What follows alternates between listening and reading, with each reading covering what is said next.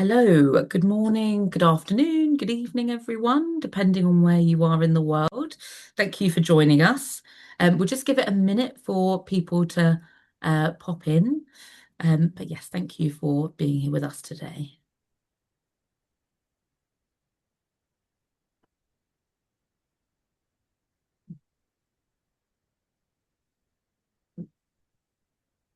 Lovely. We're getting lots of people filtering on in. So I shall get started.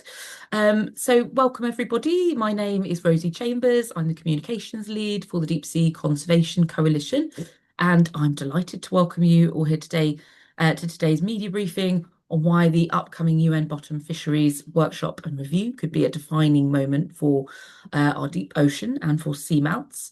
Thank you to all the journalists and everyone joining us from all around the world. And thank you to our expert panel for being with us today. We're meeting a pivotal moment for ocean protection. Over the coming months, governments are going to be making decisions that are going to shape whether global promises to protect the ocean are going to become reality, from preparation ahead of the first High Seas Treaty Conference of the Parties next year to implementation of the Global Biodiversity Framework and the race to achieve the global goal of protecting 30% of the ocean by 2030. It's a critical year we've got ahead of us. We all know that a healthy ocean underpins a healthy planet and regulates our climate, sustains fisheries, livelihoods, home to extraordinary biodiversity. But many of the ecosystems that make this possible lie thousands of meters beneath the surface and remain largely invisible. And today we're going to be thinking particularly about one of the most remarkable ecosystems, seamounts, underwater mountains that act as oases of life in our deep ocean, yet remain under threat from bottom trawling.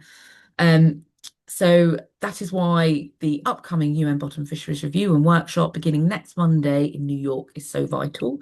And today we're really going to be digging in with our expert panel as to why this review matters, what's at stake, and what governments need to deliver. But before we begin, just a few bits of housekeeping. We'll hear from our speakers first before opening the floor to questions. And just to let you know that today's briefing is being recorded. Everyone who registered will also receive a digital press kit afterwards, including high-res images, video footage, briefings, and additional contacts to support you in your reporting. So, with no further ado, joining us today are our fantastic experts from across the Deep Sea Conservation Coalition. First up, we've got Dr. Lizette Victorero, Science Lead with the DSCC. We've also got Bronwyn Golder, the DSCC's Seamounts Campaign Director. And finally, we have Carly Thomas joining us, New Zealand and South Pacific Seamounts Campaign Lead. So let's get started. So, Lizette, I'm going to start off with you just to get us started with the basics. Many people have never heard of a seamount. Can you explain why seamounts are so important and why, yeah, what they are and why they matter? Thanks, Rosie. So most of us are pretty familiar with mountains on land, right? And seamounts are basically just like that, except they're completely submerged under the water. And while most people will never see them, you're right, they are among the most important ecosystems that we have in the ocean. And they sustain this remarkable amount of life from the seafloor up to the water level and into the air as well, because they support seabeds, whales, sharks, um, ancient coral forests and sponge forests. And this is because basically when the mountain rises from the seafloor, it interrupts currents. And this creates a massive amount of food basically for all these animals. So they all like to stay on the seamount and use it as a habitat to feed, to breed, to spawn, and all kinds of activity that are functionally really important. And based on my own experience studying them, and I've seen quite a lot of seamounts firsthand, some of them can look just like the tropical coral reefs that many people here would have gone and dived or snorkeled upon. And when you're going into a coral reef, what you're seeing is just so much life, so much activity, and just basically so much beauty. Lovely, thank you for that. Um, I was wondering if you could also explain to us, Lizette, what bottom trawling is and why it causes such devastating damage to these habitats. So bottom trawling is basically an activity of fishing that relies on these massive gears. And the gear can weigh 5,000 kilograms, which is similar to an elephant, basically. And you're dragging it along the seafloor and you're basically damaging and maybe destroying and wiping out all of these coral habitats and sponge forests that we just discussed. And because of the abundance of life that happens on these seamounts, you get a lot of other species that you're never meant to catch. You're not going to eat them, but they're called your bycatch, basically. So you catch a wide range of animals, you destroy the habitats, and the gear is really heavy and it captures everything indiscriminately. Thank you, Lizette. That's super helpful. Um, so we've heard why these ecosystems are so extraordinary and vulnerable. And my next question is for you, Bronwyn, on why this moment matters politically and what needs to happen for this review to be considered a success. Well, thanks, Rosie, and kia ora, everybody. Greetings from Aotearoa, New Zealand. Look, I think this year's Bottom Fisheries review at the United Nations is really a test of government accountability for the kind of commitments they have been making for 2 decades now.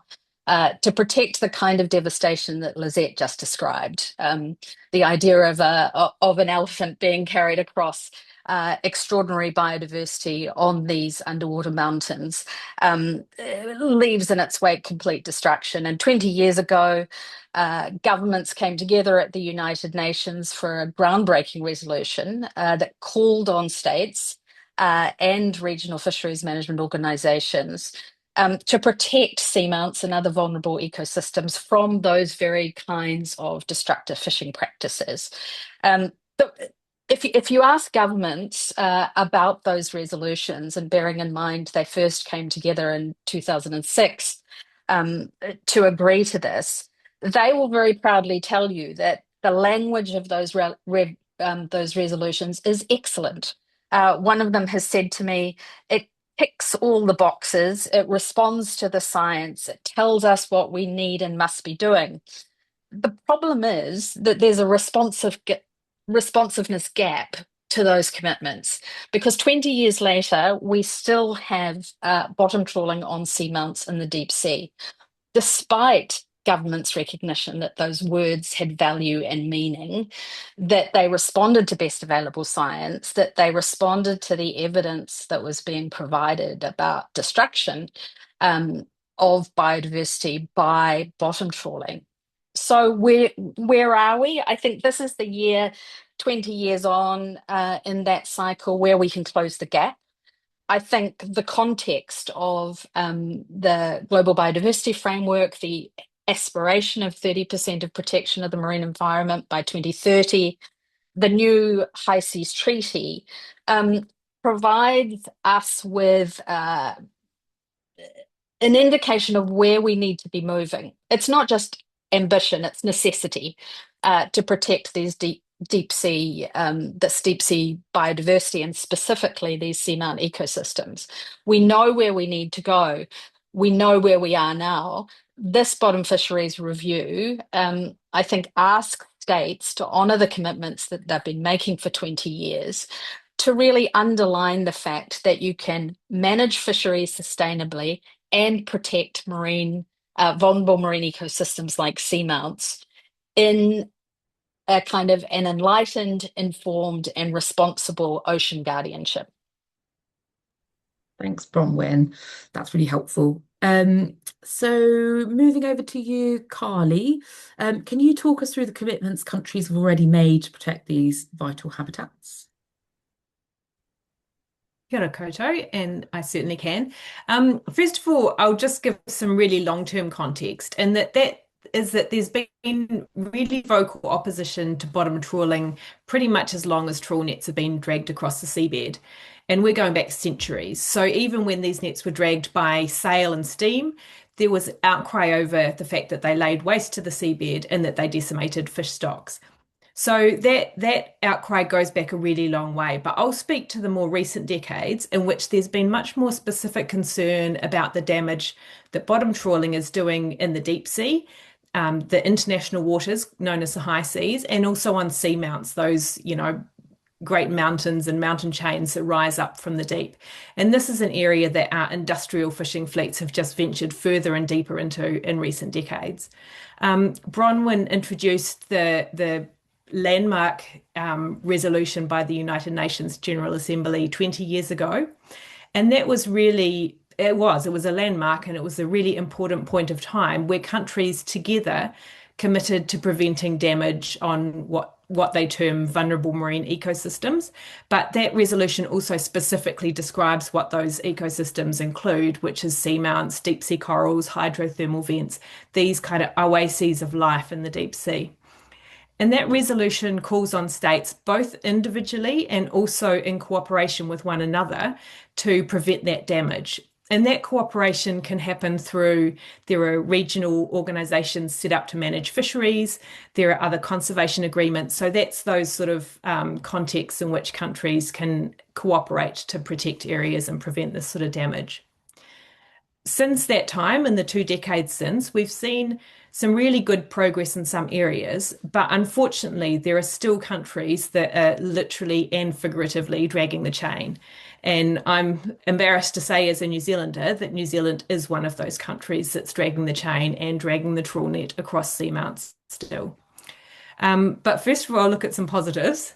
So some of those regional organisations looking after our oceans have made leaps and bounds of progress. So for instance, the intergovernmental body that looks after the Antarctic marine area do not allow bottom trawling at all because of the impacts that it has on ocean life. In areas like the North Atlantic, the fishery organisation there has taken more of a place-based approach where they've closed all seamounts and features to bottom trawling. So anything that rises more than 100 metres off the seabed is closed to bottom trawling. So we can see some great progress and some great examples of how to approach this issue and how to prevent that damage. But there are, like I said, some countries that are really letting the side down, and it's really a surprisingly small number. Here in the Pacific, New Zealand is the only country that's still bottom trawling on seamounts in the South Pacific high seas. In fact, anywhere in the South Pacific high seas. And in the North Pacific, it's only Japan. And those fisheries are really heavily focused on seamounts and features. So they're going outside of our waters, which means more than 200 nautical miles from land. And they're targeting those hugely biodiverse areas that are really the common heritage of all of us for a few fish. So we've seen in recent years some broad momentum gathering around protection of these areas. So earlier this year, we actually saw a global agreement finally coming into effect called the High Seas Treaty. And while we've for decades had many organisations focused on how to divvy up the resources of international waters, back in the law of the sea, going alongside the ability for countries to exploit the resources of the high seas, there's also an obligation to protect the life there, the biodiversity. And for all the many fishery organisations, this is the first time that there's an international agreement that addresses our collective responsibility to protect the biodiversity in the high seas. So that's a hugely important step for countries to have taken. And for all those reasons that Lisette outlined, many of the first places that we're turning to protect are those seamounts and seamount chains. We've also seen a resolution at the International Union for the Conservation of Nature, which puts a deadline of 2026, the end of this year, for activating a transition away from bottom trawling on seamounts, and recognising the importance of seamounts as migratory waypoints for our great ocean travellers. The Convention on Migratory Species has also agreed a resolution earlier this year to protect seamounts from destructive activities. I can go on about the gap, however. Roman alluded to this. There is a real gap between those commitments and the implementation of them. So New Zealand is a prime example of that. We are the only country still sending out a bottom trawl fleet in the South Pacific, and it's targeting mainly seamounts. And we see huge impacts. So New Zealand vessels go out, they repeatedly trawl up corals in international waters. They have to report that. Areas get closed in response, but each time they're going out, they're doing more and more damage. And these coral gardens on seamounts can be thousands of years old. So one pass of a trawl net can do immeasurable damage that won't be recovered in our lifetimes. So that impact is huge, and as long as we keep trawling in this way, it's going to continue. One of the elements of the UN review is that countries are reporting on progress, but often it's the wrong countries. And if we're looking to examples of how to end this destruction, we need to be listening to the right voices, not the wrong ones. So in terms of state progress, New Zealand is reporting on that, but we really need to be hearing from countries like Chile, which has closed all its seamounts to bottom trawling, or Belize, which has banned bottom trawling. We need to look at the positive examples and not be dragged down by the sort of lowest common denominator like we are with New Zealand. Thank you, Carly. That's really helpful. I also just wanted to ask you, you've been at the centre of campaigning New Zealand on seamounts yourself, and I was just interested to hear, is there public support for stronger protection of seamounts in New Zealand? Yeah, absolutely. The Deep Sea Conservation Coalition has been working with member groups here in Aotearoa, New Zealand. And we've really been sort of tapping into that love that New Zealanders have for the ocean. And there is huge public support for an end to bottom trawling on seamounts. Regularly in public polling, this is around 80% of people want to see bottom trawling out of vulnerable areas like seamounts. Back in 2020, we delivered a petition to government with more than 50,000 signatures on it, calling for the protection of seamounts from trawling. And we actually delivered that with a replica of a 500-year-old coral that Greenpeace has photographed a New Zealand bottom trawler dragging up and dumping overboard in the Tasman Sea. And we got a designer to put those 50,000 plus names across that coral. So, a real message to the government that we want to see an end to this.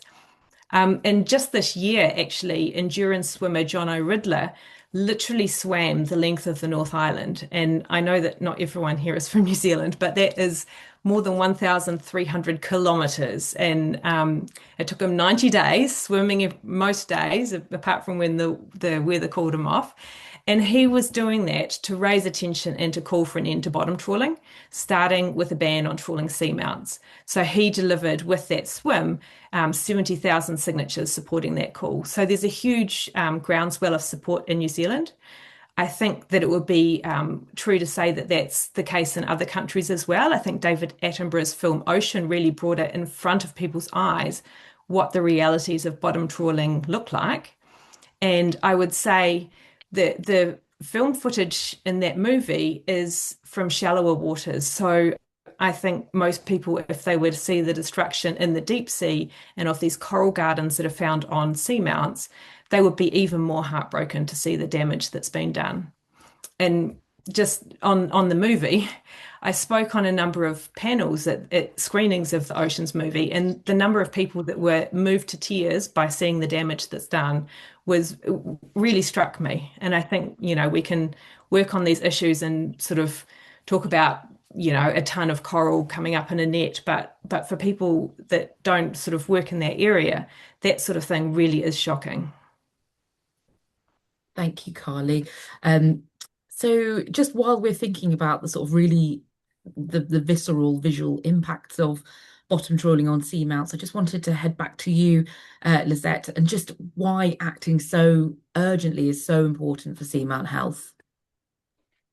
So for me, the urgency is really simple. We're destroying ecosystems in a single fishing trip that takes centuries or even millennia to recover. Like, this is really difficult to grasp for humans, these timelines, but this is what makes it urgent.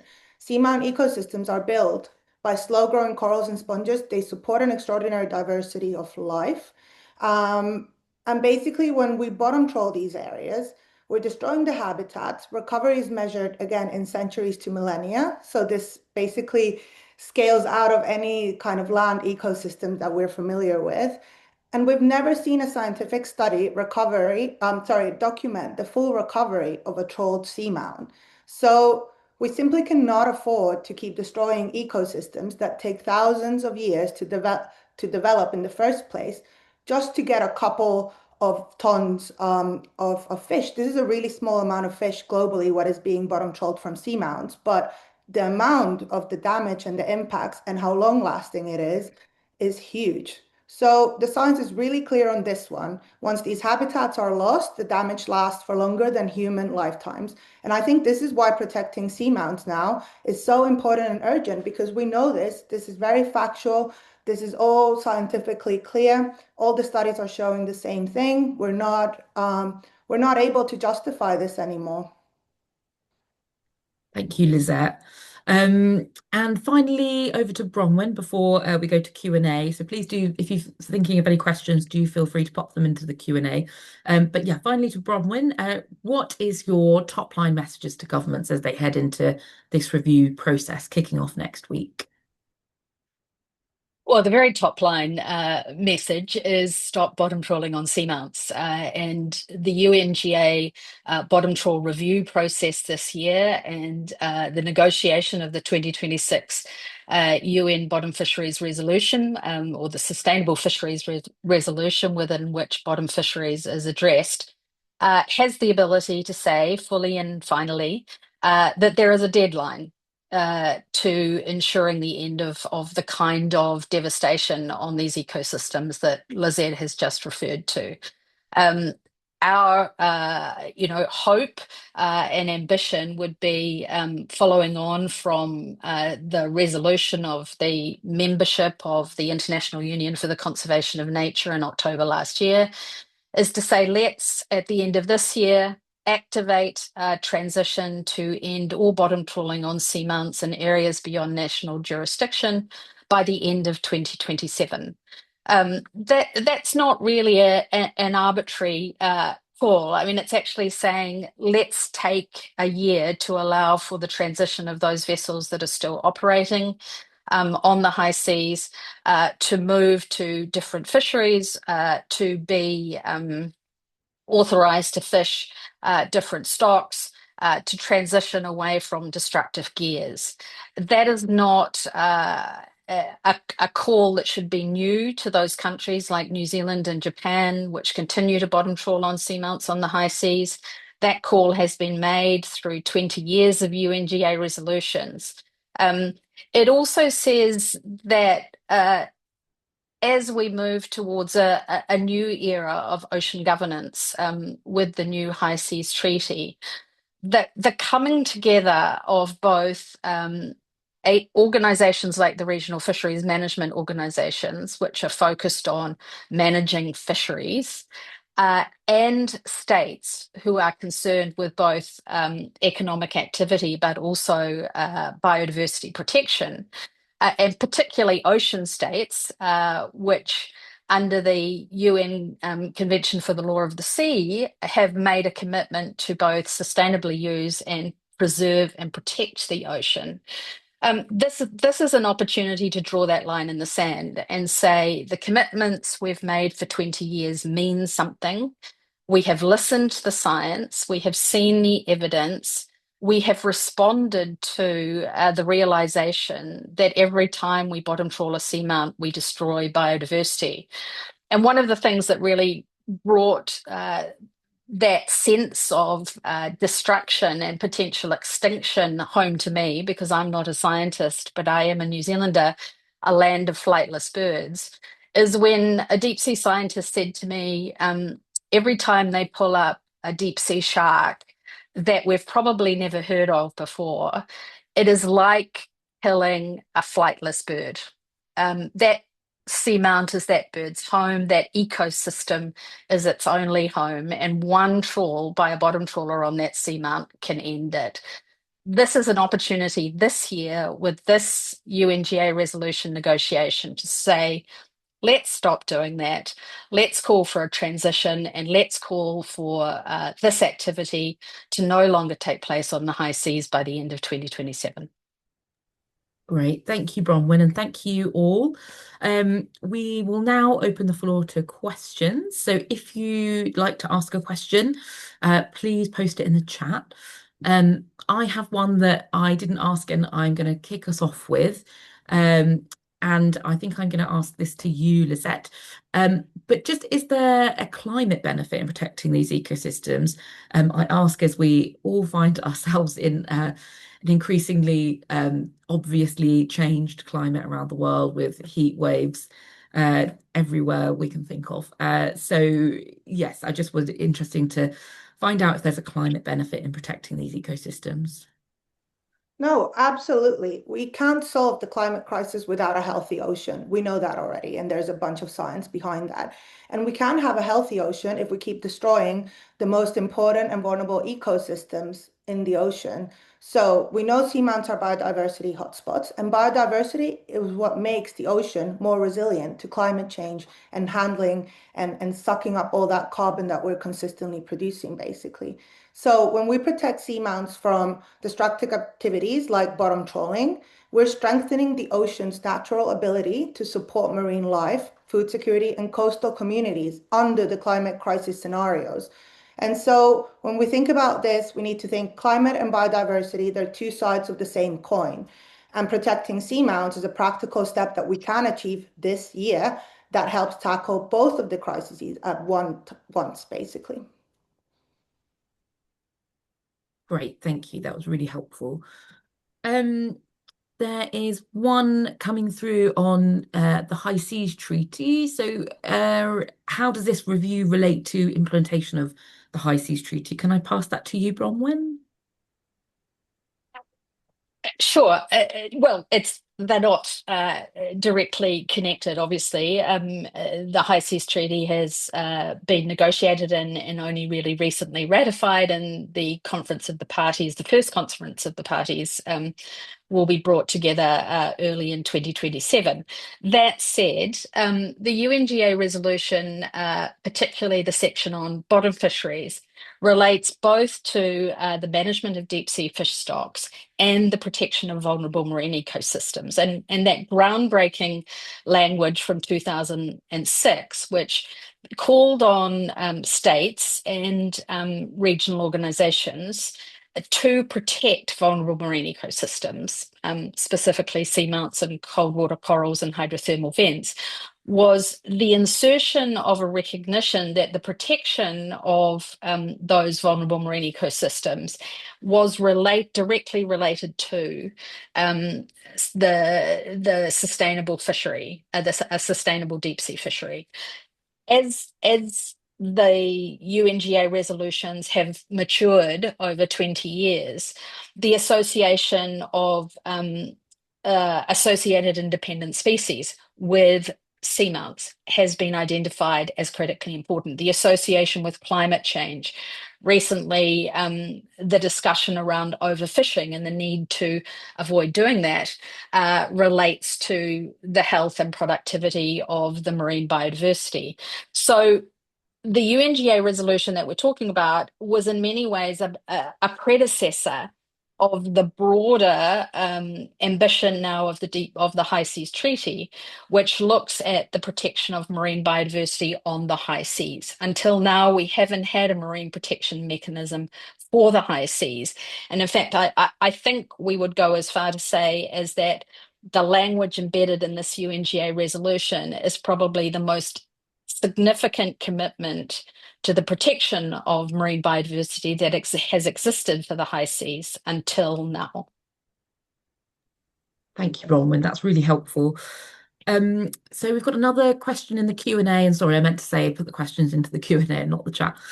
So there's one here on New Zealand.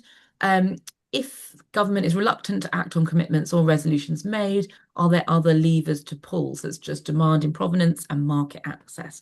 Can I pass that to you, Carly? Yeah, sure. Yeah, that's a really good point because governments come and go, and sometimes we have governments that are more or less kind of environmentally conscious. And so in those periods where we're seeing sort of degrading of the environment and no action to address that. There are other levers, and some of those include market access.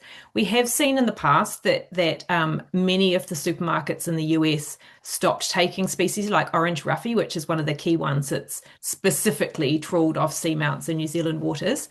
But we also have issues where certification schemes will then get access back in. So, for instance, the Marine Stewardship Council has actually given the okay to bottom trawling on seamounts, which absolutely blows my mind. So, yeah, I would like to see more awareness of where people's fish is coming from, labeling, for instance, of how it's caught and where it's caught. It's a really good question for people to ask before they eat any seafood is how is it caught and where does it come from? And I think that would help people distinguish between sustainably caught seafood and something that's been dragged off a seamount, potentially with thousand-year-old corals next to it.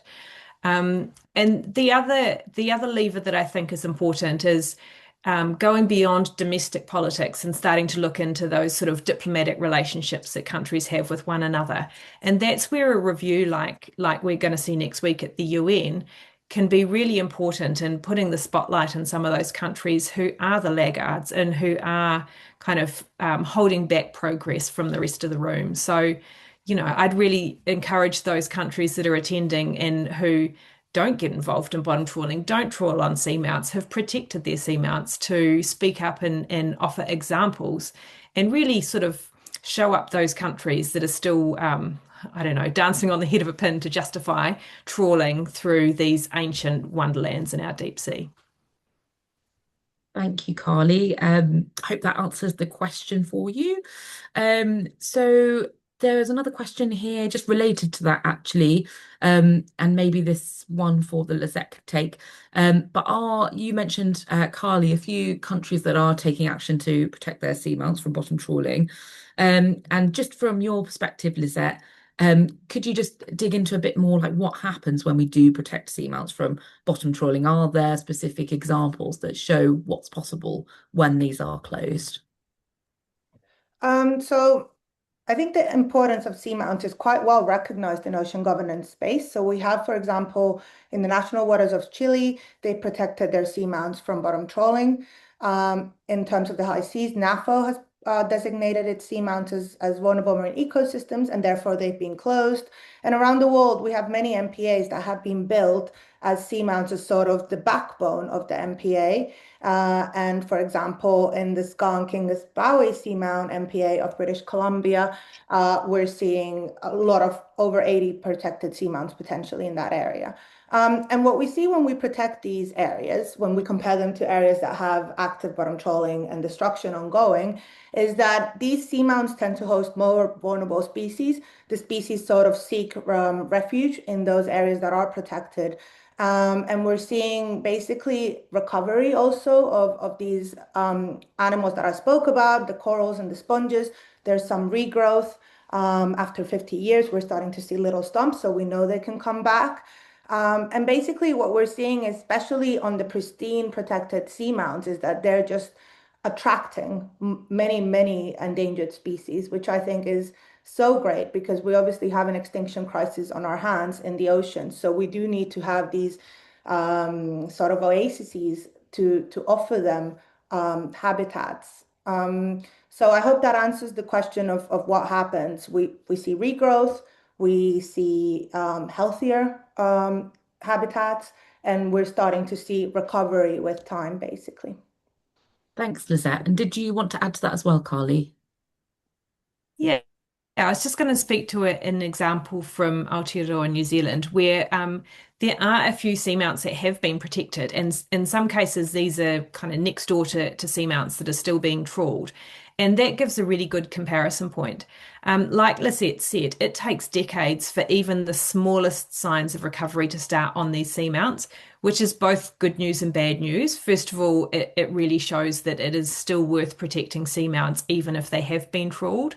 But the bad news is, 100-year-old coral takes 100 years to grow, 1,000-year-old coral takes 1,000 years to grow. So it really is incremental, but we can turn the tide on those areas at this moment. And it's critically important for those deep sea ecosystems, but it's actually really important for the fisheries as well. So where we've got side-by-side seamounts, one protected and one unprotected, we're actually seeing some of those deep sea fish which are targeted by these fisheries. They are only now breeding on the seamounts that are protected because it's also incredibly destructive for them where they're being targeted exactly where they go to breed and reproduce. So some of these fish stocks are in collapse because they're being hammered at the point where they're most vulnerable. Thanks, Carly. Um, just on fish stocks, it would be good to hear a bit more on which fish are actually being targeted on seamounts, and are there any socio-economic implications of ending bottom trawling on them? Shall I go for you, Carly, first, and then Lisette or Bronwyn if you've got anything to add? Yeah, I can start with the New Zealand angle, and I'm sure Lisette can fill in some of the global species. But one of the key species that's being targeted on seamounts in New Zealand is known as orange ruffy. It used to be known as slimehead. So I think that for the fish themselves probably wish that they hadn't had the marketing spin and the name change because I don't think so many people would have been ordering them. But they really depend on seamount habitats as really important areas where they go to spawn and where they reproduce. It's an incredible fish. These can live for 250 years, a fish. And so these ancient fish themselves are being dragged out of even more ancient coral ecosystems. So, it doesn't take a rocket scientist to know that this fishery is headed for doom. And we've seen it collapse over pretty much the last 20 years. There was a huge number of New Zealand fisheries that collapsed around the turn of the century. And then we've seen some of the ones that were slightly getting out of the gutter have just collapsed again. So the biggest orange ruffy fishery in the world is found off the east coast of New Zealand. And it's down to 8 to 18% of the fish left. So, more than 80% of the original fish population has been wiped out by bottom trawling. So, yeah, that's just a New Zealand example, but perhaps I can hand over to Lisette for some of the species that are targeted. Thanks, Carly. Yeah, absolutely. Orange Ruffy. Orange Ruffy is also targeted in the Indian Ocean, and it was historically targeted in the Atlantic as well. But it ran into the collapse of the fishery because of the facts that Carly just spoke about, this longevity, the spawning aggregations. They spawn on top of the seamount, and then you're fishing on the spawning aggregation. Again, it doesn't take a rocket scientist to know that you shouldn't be fishing on the activity that replenishes the population. In other words, the spawning activity.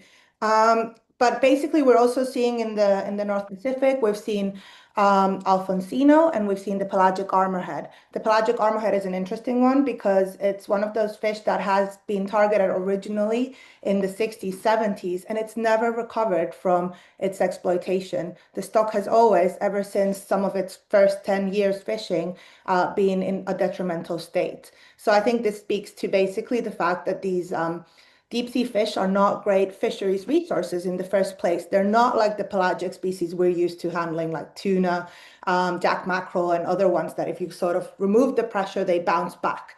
We're not seeing that with deep sea fish. And then to sort of speak, how important for me, one of the questions as a scientist is how important are these things for global food security or even local food security in that sense? And basically with what we've seen globally is that all these stocks are collapsing slowly, but pretty consistently in all of these high seas RFMOs. And one of the things that's interesting is that when we look at deep sea bottom trawling overall, globally everywhere, it contributes less than 0.05% to global fisheries landings. So it's very irrelevant when it comes to food security. And if we then take from that global scene only the seamount fisheries, right, it'll be an even smaller number. And this basically means that if we were to stop bottom trawling on seamounts and recognize them as important places for protection, we wouldn't be really losing on anything socioeconomically on a global scale or on food security on a global scale. We're talking about a couple of vessels in the Southwest Pacific coming from New Zealand, one vessel from Japan in the North Pacific, and in Ceofa, again, a couple of vessels from the different members of the RFMO. And all of these fisheries are subsidized on top of that. So it's important to recognize that the governments are giving them money to go out there to the high seas to fish, because obviously fuel is very expensive as well, as part of this fishing activity. Thank you, Lizette. That's really helpful context. And you touched a bit on this, but actually just to pick it up, and I think this is probably, we only have time for this last question potentially. But which specific nations do we think are likely to obstruct seamount protection throughout this review process? And the second part of that question on how countries' governments are actually going to be held accountable if stronger commitments are agreed. So can I give that one to you, Bronwyn? Sure. Look, I think it's a pretty obvious answer is that the countries who are still persisting with bottom trawling on seamounts on the high seas are likely to be a little bit oppositional. So New Zealand and Japan, the Cook Islands, and then there are a number of other states in different parts of the world which have bottom fished previously and may wish to ensure or not see the future opportunity closed to them. Although, as Lizette has described, a lot of these deep sea stocks have essentially been fished out. For example, 20 years ago when the DSCC started engaging in this process and helped initiate the first language around the protection of seamounts and other VMEs at the UN, countries like Australia, the Faroe Islands, Korea, Russia, Spain were bottom trawling. They have all withdrawn their vessels, and I guess one of the things that we can be looking to, the UNGA into this resolution language as a clear global commitment, which one would have to say all of these countries have been part of adopting for 20 years now. The problem is that when they leave the UNGA assembly, they seem to leave that language behind. And while the majority have responded to it, and many of the regional fisheries management organizations have responded to it, like the the Northwest Atlantic Fisheries Organization, which has closed all of its seamounts. The Northeast Atlantic has made a number of closures of vulnerable marine ecosystems. Here in the South Pacific Management Organization has not created any VME closures largely over the last 2 years because New Zealand has vetoed implementation of a measure that would have begun that process. So, there are countries that will resist because they have fleets or vessels, actually, in singular numbers, that want to fish. Others who don't want to preclude future development rights or interests in potential deep sea fisheries. Others who philosophically don't believe that within the framework of fisheries management, there should be proposals for the protection of vulnerable marine ecosystems like seamounts or cold water corals. But I think the 20 years of resolutions at the UNGA, the recent IUCN resolution, the Convention on Migratory Species resolution and binding decision, all recognise consistently and with increasing evidence of their importance that seamounts are critical features of the deep sea. That they're home to rare and vulnerable biodiversity. They're a critical part of our ocean's function and connectivity. And I think we're seeing now that the outliers, sadly, like my own country, they're increasingly out of step with where the other governments and the consensus around marine protection is going. So I would hope that the language that is secured this year at the UN is strong, that it puts a date stamp of the end of 2027 onto the expectation of the vast majority of governments around the world that these deep sea features need protection, that bottom trawling is a destructive fishing practice that causes, you know, fatal impacts, you know, that causes destruction to our marine biodiversity and to seamount ecosystems, and that it's time to stop. Thank you so much, Bronwyn. That was really helpful. So we are pretty much at time now. So thank you everyone for joining us today. And thank you to Bronwyn, Lisette and Carly for sharing your expertise. And as this review begins, the world's going to be watching watching whether countries choose to continue allowing this destruction of these vital ecosystems or finally draws a line in the sand and delivers the protections that these extraordinary ecosystems need to survive. So don't forget the press kit that we popped in the chat. We will send it over shortly after the briefing to all registered participants as well, as along with an embargoed media advisory on the review process and the workshop kicking off next week. If you would like to arrange any follow-up interviews with today's speakers, please do get in touch with the DSCC communications team that you've been in contact with. And yes, just to say again, thank you so much for your time, and we look forward to continuing this conversation over the coming weeks. Enjoy the rest of your days. Thank you, everybody. Thanks. Thank you, Rosie. Thank you, Thank everyone. you. Thank you.